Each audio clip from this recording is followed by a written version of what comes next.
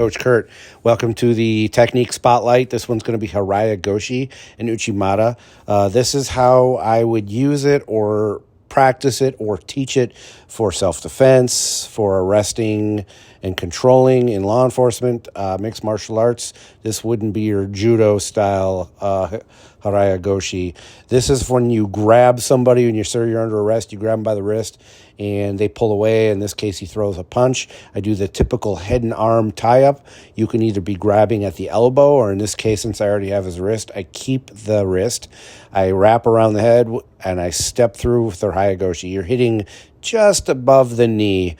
In some circles, I say you hit the lower than that across the knee or below the knee, but I don't want to hurt somebody's knee unnecessarily. Again, this is for law enforcement. You want to be objectively reasonable and use your force. Here's an example from a strike defense. I block the strike, blending with it, throwing the knee, and then going into Harai Goshi, down to knee on belly. Here is a great way of you practicing the techniques, or any technique, any throwing techniques with throwing dummies. You can see I've got one with a gi to throw gi-style throws, jackets, and one for no gi. I'm that lazy that I don't like to take the gi off, so I ended up with two dummies. This one's actually a little heavier than the one with the gi, but this is my favorite setup. There's also, you would go for the underhook or the whizzer, and you can throw that way as well. My favorite, so you can go right down into scarf hold to control on the ground.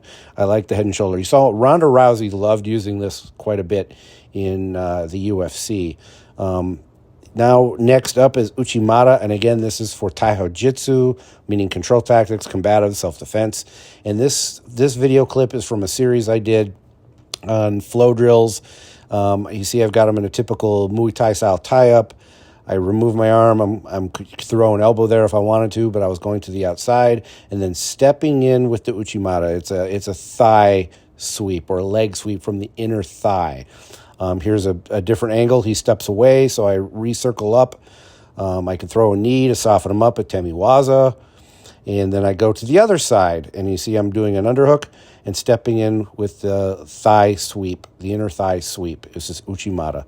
Again, he steps away, so I soften him up with a couple strikes and then go for the takedown again. Again, this whole thing is what happens if they resist your initial attack. There's the ankle pick I was talking about. Here's just the ankle pick without Uchi Mata. We're just doing some clinch sparring without the strikes in this particular scene, and we're going for the clinch, underhook, and boom, I go straight into ankle pick and take them out. Guys, ankle pick is one of my favorite. It's very conservative. Here we go again. I try Uchi Mata, but what happens if they step away? So here's more of that flow drill I was talking about.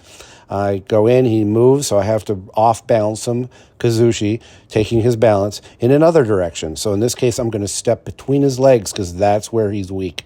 8 directions of throwing, you find the spot or the direction that they're weakest, and there you go. So what happens if you go for Uchi Mata, he steps out, I step in for the Arimi type action, I do a Tenkan turn. I basically use his head as a anchor point and go into a turn. I hope you like that. I'm going to be doing quite a few more. Again, this is just a spotlight of specific techniques. They all should be shorter than normal. Some of my videos get a little long. All right, everybody, take care. Stay safe. Let's roll. Hey,